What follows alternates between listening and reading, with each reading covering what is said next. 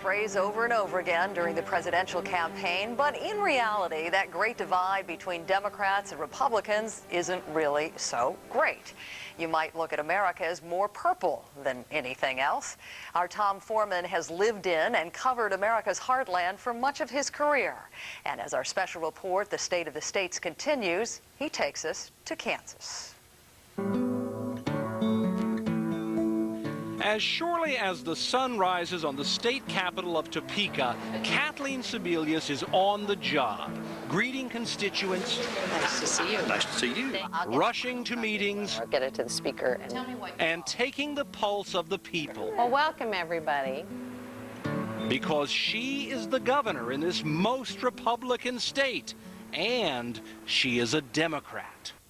Well, I don't think we have people who are divided in the way that pundits like to portray. I think that what brings people together is common values. Kansas, the geographic center of the country, has long been favored by market researchers for having common American values. What's your name? Jesse. Hi, Jesse. How are you? I'm James. James. Nice to meet you. When the governor travels her state, she meets an average American mix of races, occupations, incomes, religions, and ages. And she is convinced people here do not much care for the politics of division promoted by Democrats and Republicans in Washington. States really have a very different viewpoint, I think, than the Washington Beltway. Because you actually have to do things and run schools. Well, and balance a budget. That's really what I think Kansans want to see happen. Ask voters here all about the red state, blue state talk, about the growing chasm between the right and left, and they will make her case. It doesn't accomplish anything. It doesn't solve the problem. It doesn't settle the debate. Obviously, the middle needs to be more vocal and express their opinion more. Most people I know and I like hang out with and I talk to, I don't think they're too far on either side. I think it's a great thing that we have a Democratic governor.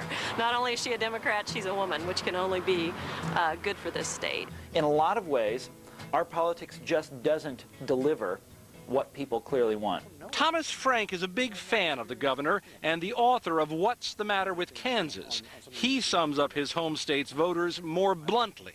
They're very liberal on certain issues, and they're very conservative on other issues, especially, you know, the cultural ones. And there's no political party that's going to speak to all of that stuff at once. Not even Kathleen Sebelius, Republicans like to point out. And there are a lot of decisions that are going to be made this year.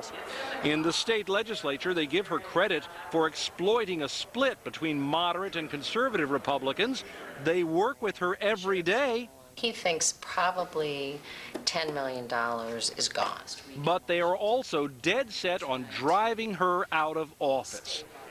Doug Mays is Speaker of the House, a strong conservative who would like the law to stop abortion and gay marriage. If you want change, you don't go with a moderate. If you want things to stay exactly as they are, you don't want any kind of change, then you go with a moderate. And what do you want? Change? Well, I want change. Well, I think in any state, and probably in order to be able to fashion a consensus, you have to be a moderate. You have to But you recognize that there are people on both sides who really hate moderates.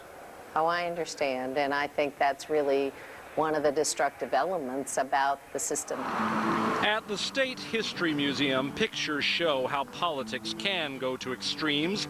Armed gunmen in the 1800s taking over the legislature. Maybe that's why so many here want some civility back in politics. Dennis Jones is the outgoing chairman of the Republican Party. Cooperation, conciliation, consideration, those are the things, the cornerstones that we must reestablish in our political process if we're going to leave a better world for our children. Now, scooch in here. Kathleen Sebelius is running again in 2 years, and she knows it will be tough. There are people who are already predicting that you cannot be reelected. I'm sure there are. What are you going to do about that? Well, I proved them wrong. In 1872, out on the windswept Kansas plains, homesteader Brewster Higley wrote a poem which became the state song. Oh, give me a home where the buffalo roam, where the deer and the antelope play.